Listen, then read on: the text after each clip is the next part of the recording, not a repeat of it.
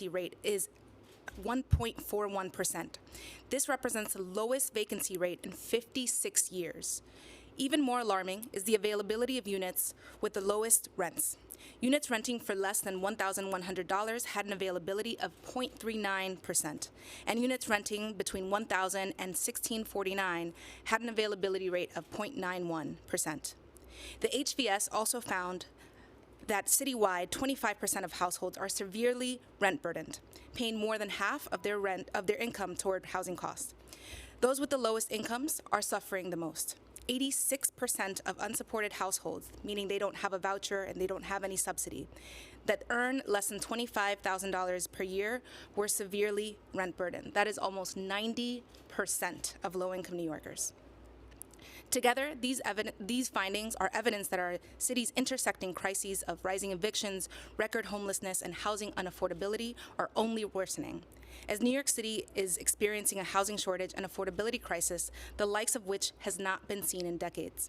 Continuing rent regulation is just the first step toward addressing this housing crisis and ensuring that 1 million renter households continue to be protected with the right to a lease renewal, regulation of rental increases from lease to lease as voted on by the Rent Guidelines Board, and protection from frivolous evictions.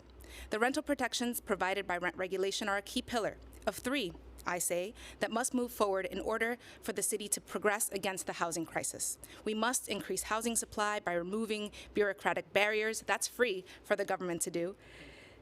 And also by using our tax expenditures to solve for the deepest need. When we spend tax dollars, we need to get something in return. Expanding income supports, as the City Council under the Speaker's leadership has expanded the eligibility of city FEPs, and to aid New York City, and to strengthen tenant protections, of which the extension of rent regulation is a critical component. Thank you so much, and thank you for your leadership, Madam Speaker. Thank you for your leadership. That does conclude our entire stated agenda. We'll take on-topic questions first. On-topic questions on the legislation? No?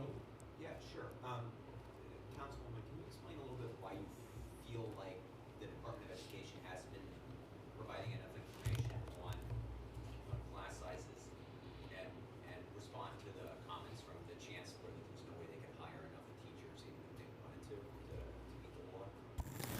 Well, we've always needed this data, and I've always said data will inform your decisions. So we need to capture this data in the gifted, talented ENL, multi-language learners. There was always a shortage. I told them many times they have to create a pipeline in order to hire educators. It's not, and it's a national shortage, and we saw that in specialty areas, ESL. Teachers are short, bilingual social workers have always been short, speech pathologists. I taught in my district, there was only one bilingual speech pathologist for the whole district. So these shortages are historically there. So they just have to create pipelines and partnerships with universities and finding other ways to pipeline. Even for the ESL crisis, I had suggested to the chancellor that I think every teacher that has a common branch license should have an extension in ESL, and that would also help curb the shortage in that area as well. Any other on-topic questions on the legislation?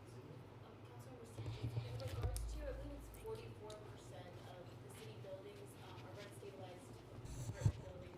With that in mind, can you speak about how extending basically the current legislation will affect the everyday New Yorker? Yeah, there's about 1 million households in the city of New York out of 3.7 million that are currently protected by rent regulation. So as I said, that means that they are protected from frivolous evictions. That means that their lease increases in rent from year to year, from lease to lease, they are regulated, right? So they can't, a landlord can't just come in and say, you know, you're gonna pay $4,000 more now. You know, these protections, we almost, in many ways, New Yorkers might take them for granted because it seems like for as long as you've been a New Yorker or for generations, right, since 1969, we've had these protections. But this legislation today keeps them in place, and really they wouldn't continue if we didn't pass these bills today. On-topic one? No.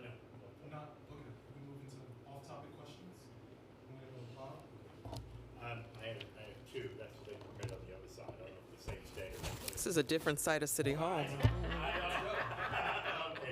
And so we asked the mayor about the decision to have Corp Counsel handle this sexual assault suit, which goes back to 1993, and I put it in the frame of civil servants in general. This isn't, if there is a hypothetical, I know you all hate hypotheticals, but if a civil servant that's a police officer is currently active and then gets something from that vintage as a case, would the city Corp Counsel choose to indemnify them or defend them? And if that, is that something where, do you think it should have been handled by outside counsel as the federal campaign financing grant?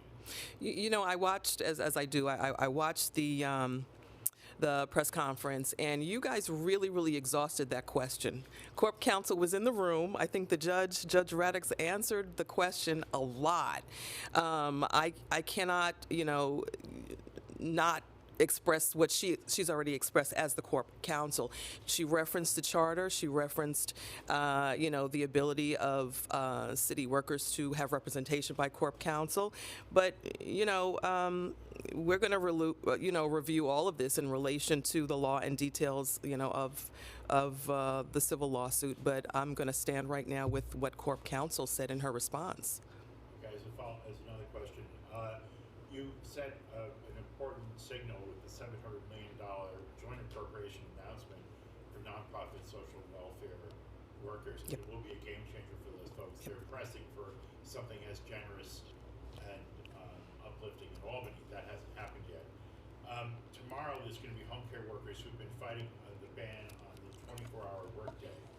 How is that different in the sense that if the city moved that legislation that Councilman Marte's been advocating, wouldn't it have the effect of uplifting? I think you said to me the jurisdictional issue, Yep. that it's a state matter. You could just refine that. Sure.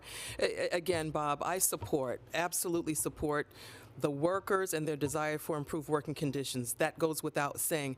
This council has advanced meaningful labor protections, and we're going to continue to do that.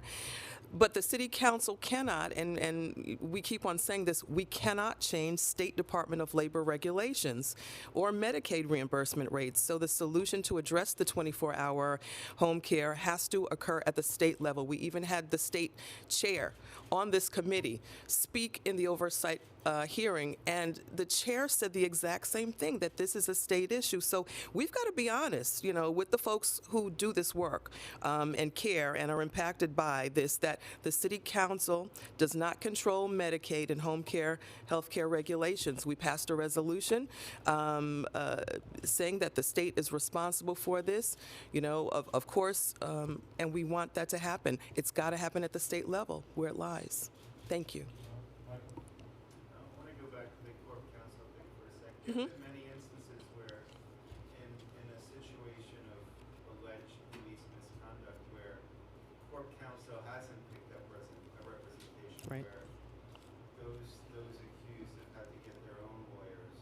So, again, on that question, is it appropriate in this situation for the mayor to use Corp Counsel paid for by taxpayers in a situation that really had nothing to do with policing, although apparently, according to the accuser, he was on duty at the time this happened?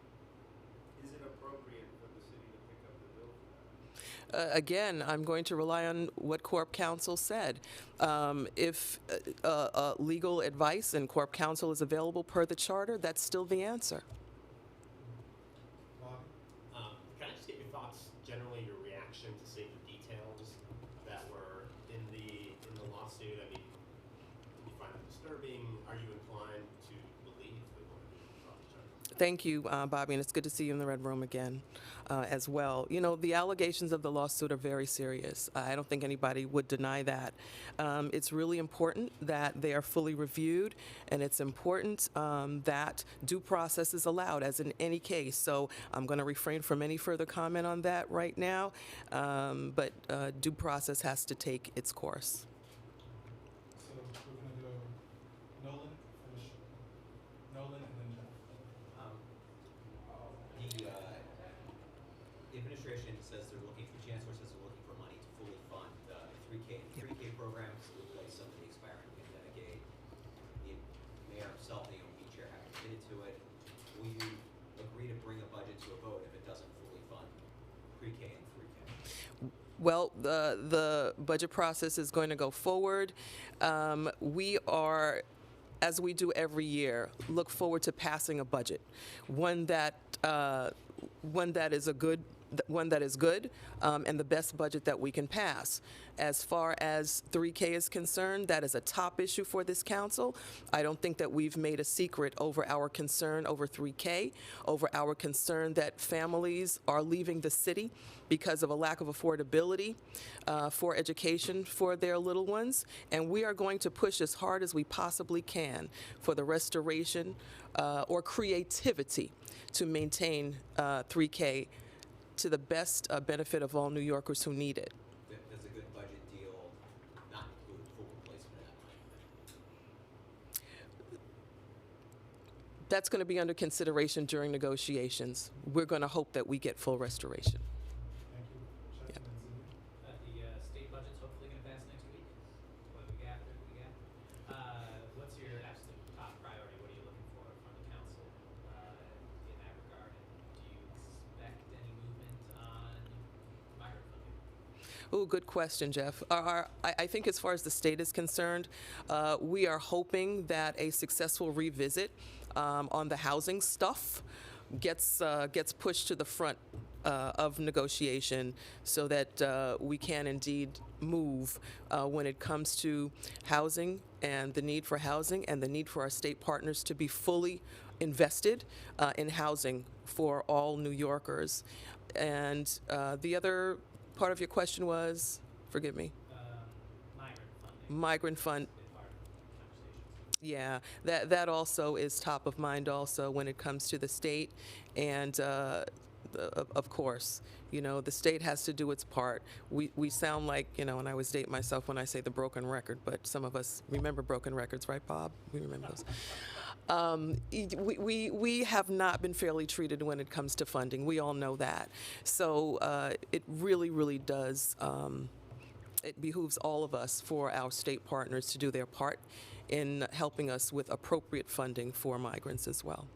And any plans to go travel physically out to Albany before the budget? I have no plans right now. I've done several Albany visits. I have no plans right now to go up before the budget. But who's to say? Things could change tomorrow. Was that with you, Zena? For Councilmember Sanchez, we're letting vocal following the partial building collapse on Billingsley.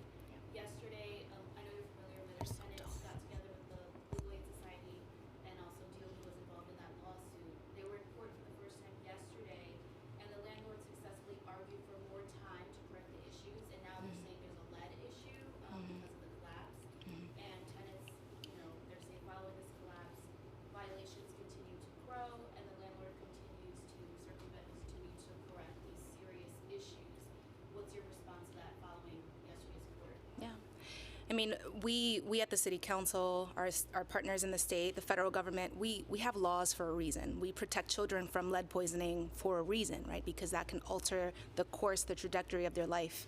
And so I'll share that, you know, following the collapse, when the vacate orders were recently lifted, I visited the building and I visited several apartments that, you know, one seemed to have illegal construction work going on, you know, not non-permitted work, so that was problematic, but there was dust everywhere. And there were little children, 1 and 2-year-olds, 3-year-olds running around the building. We're talking about a landlord that has a history of having derelict properties that had this collapse. Now, the collapse itself, you know, was because an engineer misclassified a column. That's what DOB is saying. But the core of the issue is that this landlord is not taking care of this property and has the duty, the responsibility to do so. So I'm thankful for the legal service providers and the support that they're providing to the tenants. And this building must be fixed. And 10,000 other buildings in the city of New York that have this critical massive violations, B and C class HPD violations, structural violations from DOB, they must be addressed as well. And our council is very focused on this preservation issue. Thanks, everybody. I think we got Mets opening day next week. Do you have a prediction? Are we going to the playoffs this year? Or? We can only hope, Nolan.